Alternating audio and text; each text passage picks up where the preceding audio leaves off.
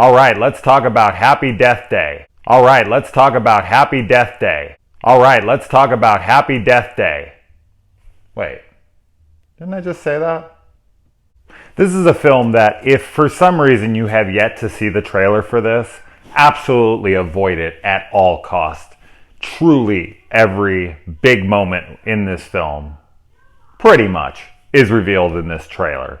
And I was very annoyed watching it and knew going in pretty much. When I saw the trailer, it was one of those things where I was like, oh man, I just saw the whole movie. Oh well. I still fully enjoyed this movie though. And I think that the first thing I want to say about this, which I think is a seriously amazing feat, is that not only did this movie take a very tired and overused premise, but it is a PG-13 slasher film, and it's actually successful. I have quoted many times that horror films can be PG-13 and work, especially ghost movies, but the slasher movie is a movie that cannot be done in PG-13. And I think that this film kind of proves me wrong. Now, granted, this is more of a mystery whodunit. It kind of reminds me a little bit of Scream, but it plays out more like a mix between Scream Queens and Groundhog's Day. Like I just said, this is a premise that's been overused. I've seen it in movies and TV. Movies like 1201 and Source Code and Edge of Tomorrow and Repeaters. I've seen it in television series like X-Files and Buffy the Vampire Slayer and Supernatural. So this is a premise that is overused, which of course is kind of a little bit ironic, obviously.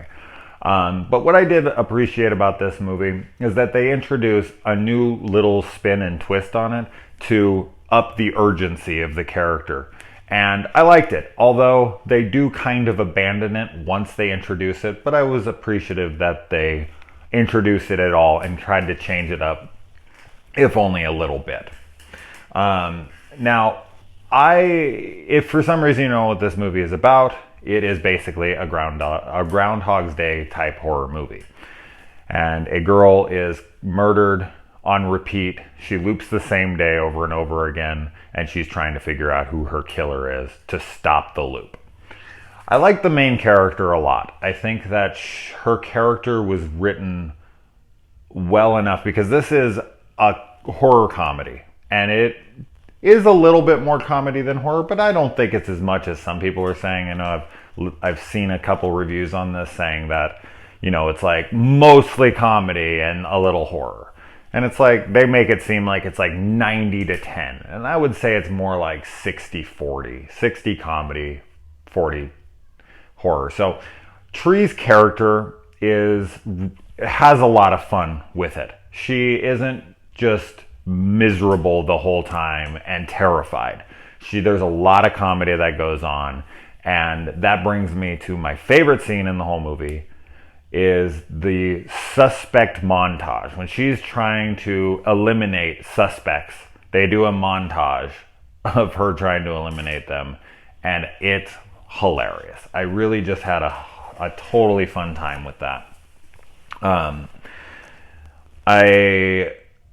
And another thing that I really liked was the reveal of who the killer ended up being. I thought that, they made you think it was going to be this and made you think it was going to be that. And they threw a couple red herrings at you. Like, you're like, oh, they're going to be like this and then it's going to be.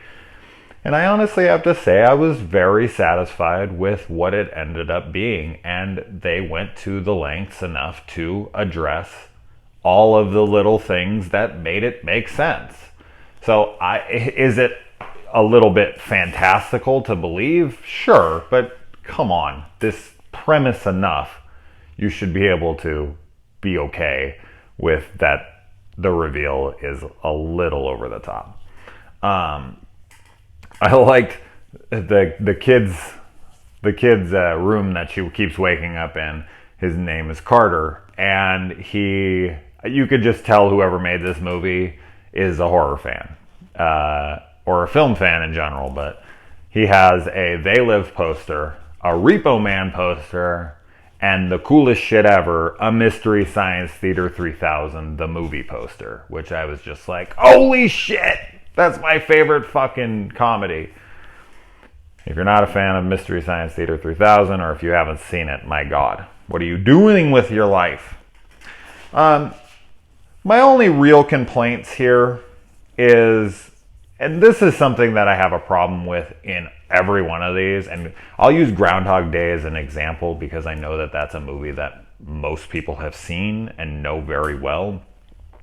In Groundhog's Day, Bill Murray wakes up, and in one of the times that he wakes up, he literally like jumps out of bed, grabs all of his, clothes, throws them on as fast as he can, and jets straight down to the Punxsutawney Festival.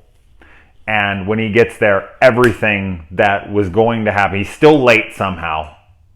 But then later in the movie, he wakes up and we see that, Annie McDowell's character gets there and he's already there with donuts and coffee somehow. It just doesn't, the timeline doesn't match up. And these things wouldn't line up together if you left the house earlier.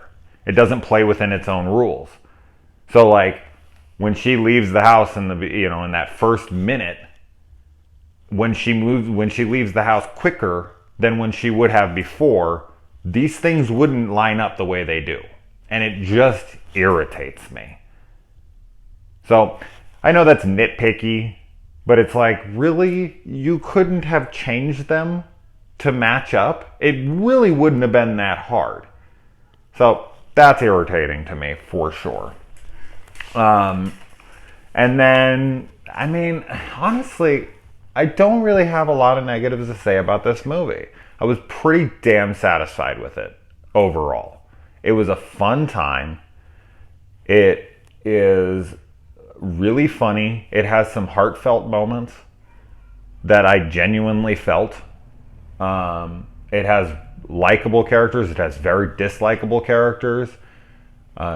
It's a really good, solid movie. I definitely think that it's something you should check out. Unfortunately, if you've seen the trailer, you've seen pretty much every one of her deaths, which, as I said, I knew going in that would be the problem.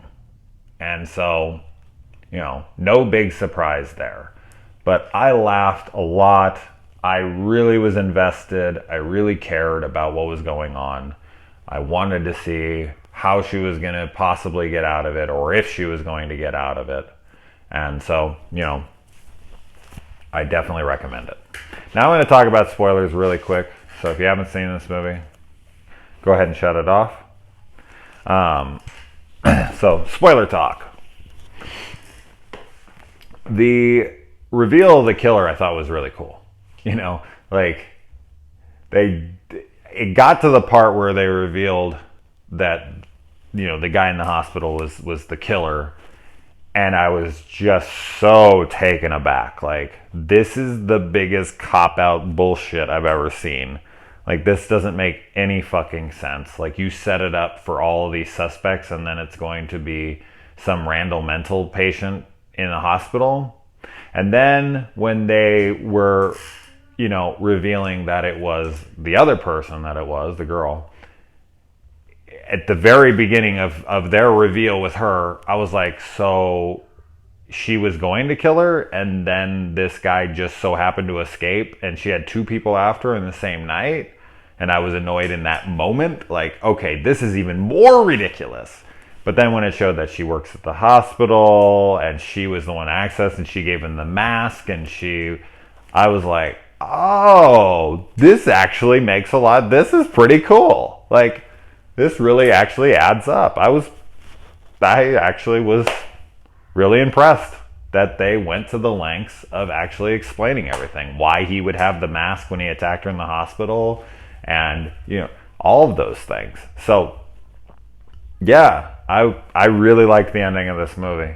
And as I said, I truly gave a shit about the character. So I was happy to see that this movie ended on a fully happy note and that Tree had a full transformation, because this is basically a Christmas Carol, which is, what Groundhog's Day is.